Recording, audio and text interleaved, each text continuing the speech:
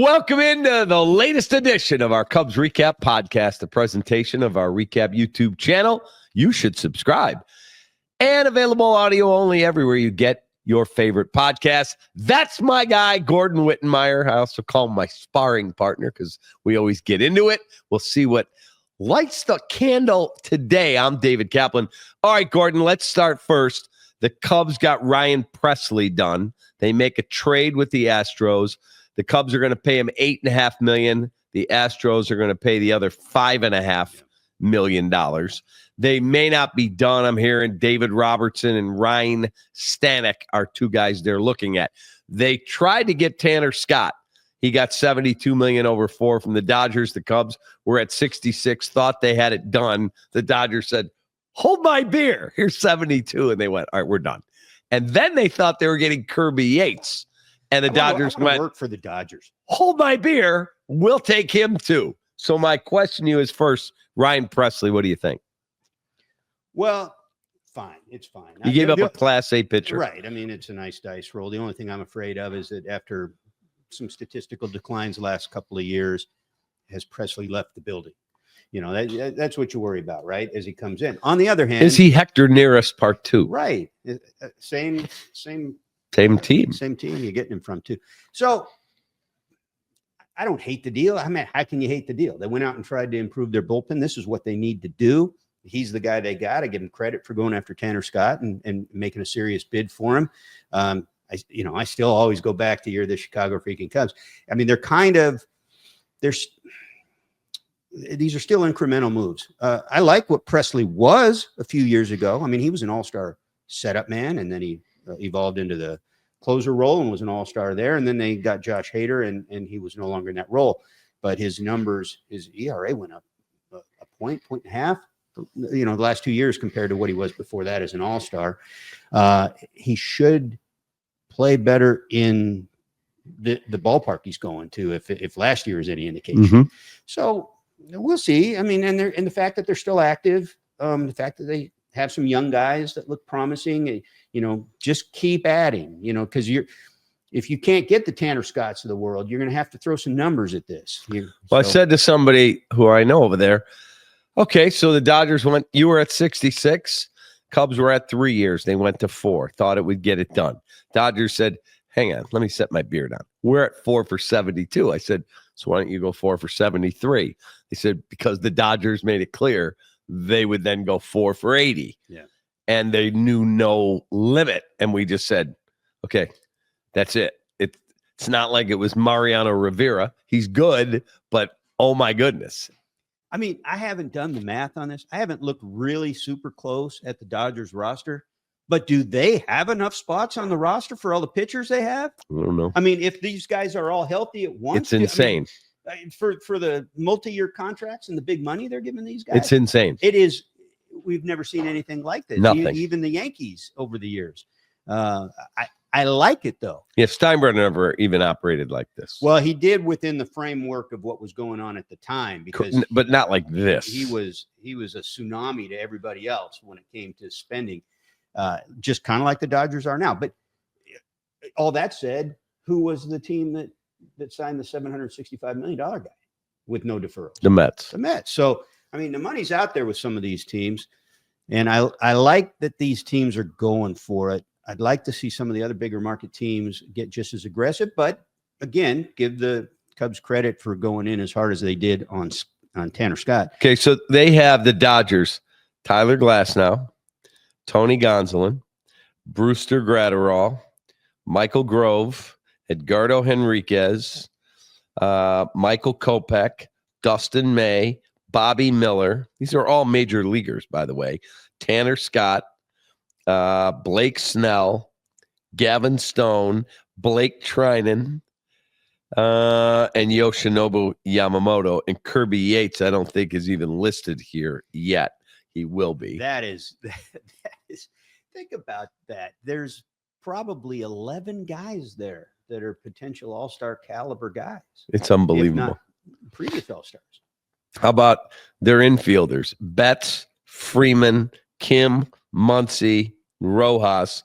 And then you go to the outfield. Conforto, Edman, Teoscar Hernandez, James Outman, who I like a lot, I like him too. and Chris Taylor and Shohei. Unbelievable. It's unreal. Well, what you didn't mention on your pitching staff is that Shohei's going to pitch this year at some point. Looks like it. It looks like it. Jesus Okay. Christ, seriously. So you might not have enough. So Tom Ricketts was here, and we talked to him. Yeah, I saw that. How come I didn't get an invitation to that? Don't go there. So Goff and I talked to him, and it was a fun chat. I thought he was open.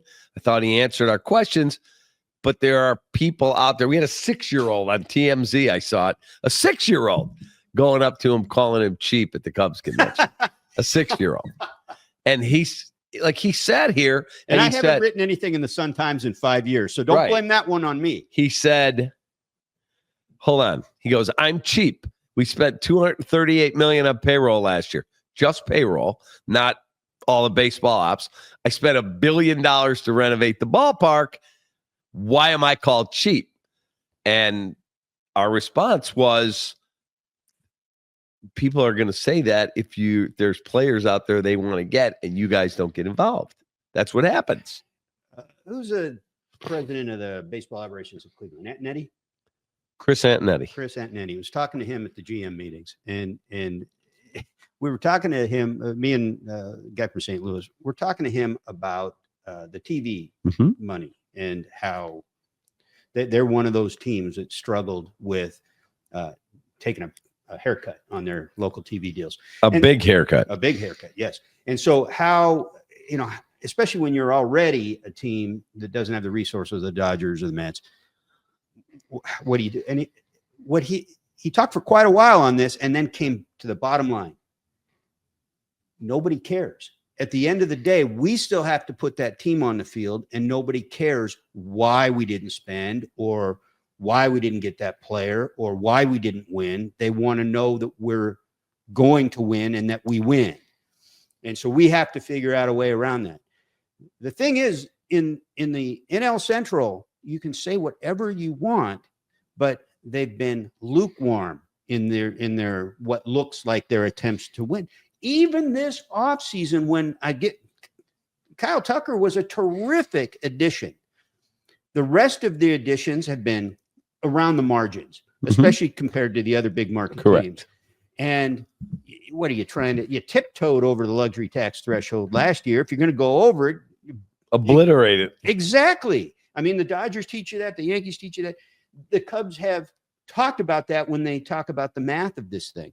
So they probably screwed up, honestly, by not getting under, maybe miscalculating early on in the process. But you can't, even this year, what are you trying to stay under it? Okay, fine. You're trying to stay under it. But don't try to tell people, I'm spending this, I'm spending that. We've got a payroll that's luxury tax threshold level. You're the Cubs. You can afford that. You can afford more.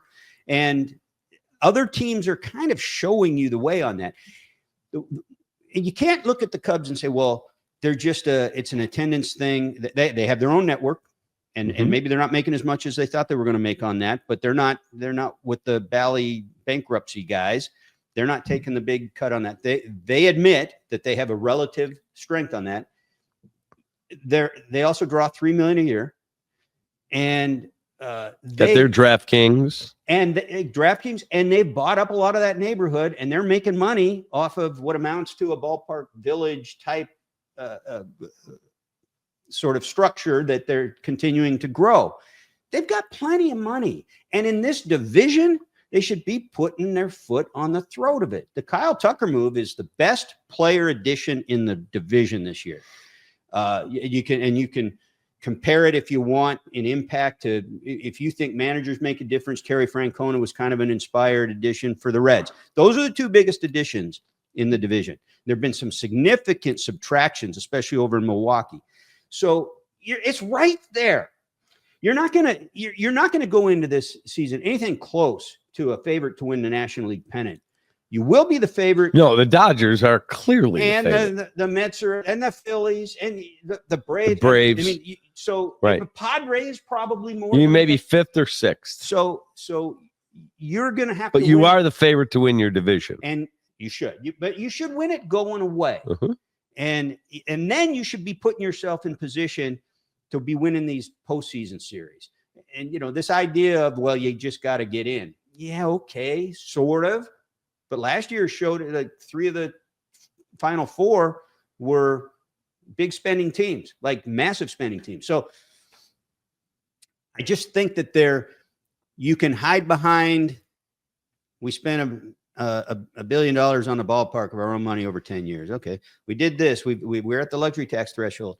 We paid into that. Sure. But you can do more. And all the fans care about is that you're trying to win and that you win.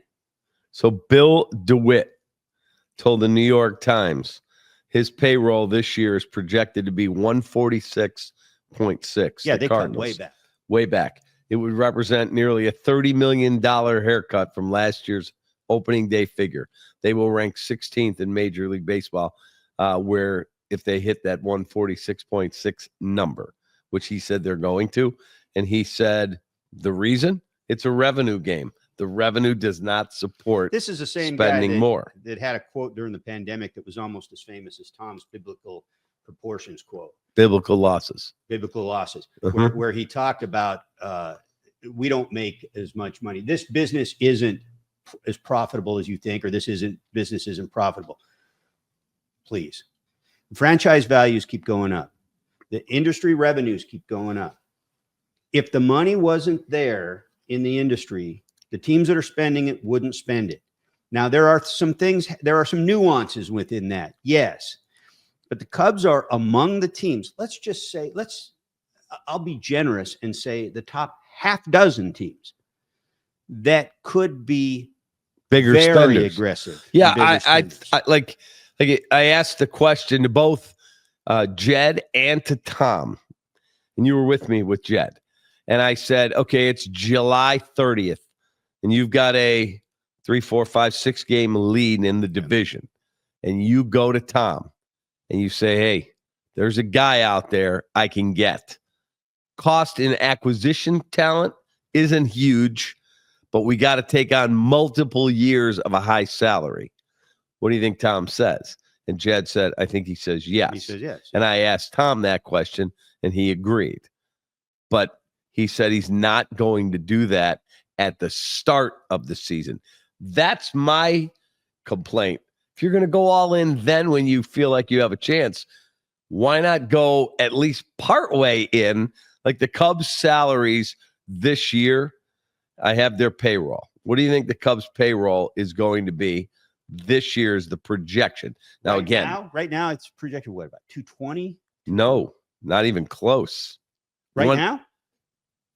Is that with the benefits, the $15 million in benefits added to it? The Chicago Cubs payroll that's the luxury is projected to be at $188 million. As we sit here right now with the team they right have now, current payroll allocations, including 181. Presley?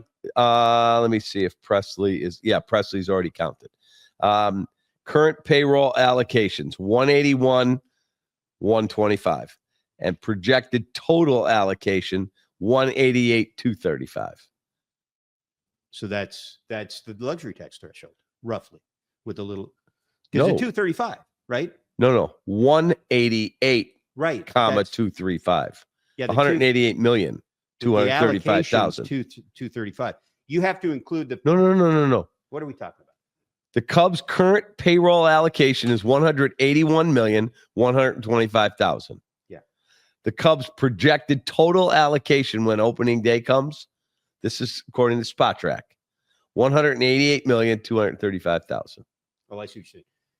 That doesn't include the 15 million plus that gets factored in for luxury tax purposes. That's benefits and things like that. So it's actually over 200. But yeah, to your point, it's well under. So why are they going they've taken incremental? They've taken a haircut as well. Plus all these acquisitions, everything, we get a guy that signs a 15-year contract. We get Bregman's got a 6-year offer from Houston that may or may not still be on the table. you go on down the list of guys that say Tanner Scott gets 4 years, and the Cubs acquisitions are all 1 year guys. You know, a 2 year to Boyd, but who else is on a 1 year contract? Jed. You know, so I mean, your guy Sylvie over there at the radio station was talking about, well, is this just a cover your ass Jed off season? Now, I don't know, but if it's a cover your ass off season for Jed, he's signing more guys, right? But he literally sat here. You were here, and he said that I don't operate that way. This is not about saving Jed. I'm going to do my job. So it's about saving money. No, he said, I'm going to run the team the way I believe best. It's right there. So what if the Brewers don't go away? What if they have another pitcher, you know, in the wings that comes in and all of a sudden they're right. They pick up where they left off. Could happen. Maybe it won't. They did lose a lot. Devin Williams and Willie Adames. That's two big pieces to lose. Okay.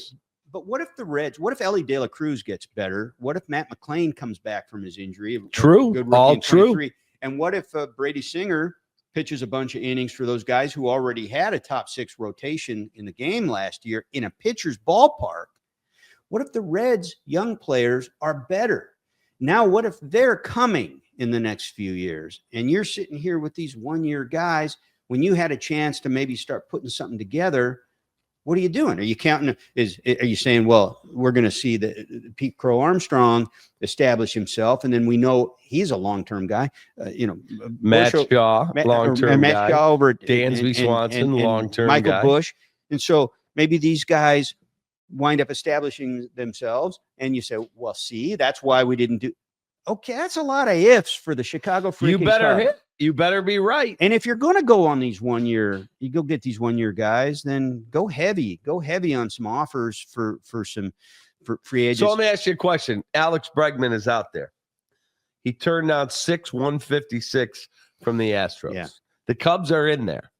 Yeah. They're not going. We know they're not going north of that. He turned down 156. The Cubs would never give him that deal. And he's 30 right now. Correct. So would you, if he said to you, give me the Bellinger deal, 3 for 80, whatever, 3 for with 90, the opt-outs? With opt-outs, would you do it? Maybe not at that level. Maybe not at quite that level. Maybe I would. The fear I have is that he's going to give you defense at third. He's going to lock down third base. And he's going to hit 25, 30 homers for you. Well, the fear is that he's playing at Minute Maid Park, and we know that Wrigley last year was the worst park to hit in, that's true, or the second worst park to hit in. I think maybe behind Seattle. So, what are his numbers going to look like? And then, is he opting out? I don't know, but whatever I give him, I'm thinking I'm going to have him for that amount of time, and maybe I want him for that amount of time. But yeah, 3 years, take him for 3 years. Sure. I don't know what that does for Shaw. A lot of people are really high on Shaw. You're one of them. Yep. You know, my feeling is that, you know, he's a prospect until he proves otherwise, but no, it's fair. But at some point, but he looks your number one prospect. You got to let him play, right? Right. He's got all the credentials that would suggest he's got a chance to be really good. I would prefer, rather than signing Alex Bregman to a deal where you could be next year's Cody Bellinger, you're like, oh, can we get somebody to take this money? I'd go get another starter. Jack Flaherty's out there. Yeah, Jack Flaherty's out there. He's a solid arm. I'll tell you, that's the blueprint the Dodgers used the blueprint of being actually, they did a lot more scouting than people give them credit for to advance in the postseason and beat the Yankees, but they caught the ball well, and they had pitching. I mean, every time 4 guys went down, 5 guys came up, and I'll give you the move that I would make if I was in Jed's shoes, and if I had the payroll flexibility from my boss, I'm trading for Dylan Cease. Yeah, San Diego has said they were interested in moving him. Bring Dylan Cease home. You traded him once in a stupid trade. I'd absolutely do that. Dumbass Quintana trade. Bring him back. Let's go. And he's only got, I believe, 1 year left on his deal. He fits right in. He fits perfectly. Bring him in. I'm on that. And if you're really trying to win, sorry, Tom, if you're serious about winning, you go get Dylan Cease. And at the end of the year, if he has a good year, you lock him and Tucker up if he has a good year. And you say, you know what? We're going to have a dual press conference. We sign both of these bastards. They huge money. Let's go. When Tucker makes the All-Star team, I lock him up at the All-Star break. 100%. Yeah. It's not my money. Yeah. If you're going to own the team and you get a player like that, like I was just looking at the but I don't think you have to be in a rush to lock up Cease. I'm talking about the end of the year. I know. I don't think you have to be in a rush even. I don't think you have to necessarily do that. Depends on what the other guys look like and what your young guys look like at that point. Because what if Dylan Cease goes out and wins 18 ball games? You let him walk? Well, I don't know. Depends on what everybody else looks like. They just had the fantasy rankings. Where's Kyle Tucker rank among all players in Major League Baseball if you were having a fantasy draft? Oh, he's way up there. Give me a number. 9. 5. We got one of the 5 best players in town. You can't let him leave. Actually, that's kind of a dumb level to put him at. Again, because the ballpark doesn't look like a hitter's ballpark right now. So we're going to see. But and fantasy is all about putting up the numbers. But I mean, he's so good. So that's my message to ownership. Guess what? They need to go out and get another starter. Are you trying to win this year or not? We know in this sport. You better load up on bullpen guys because you're not getting the top guys.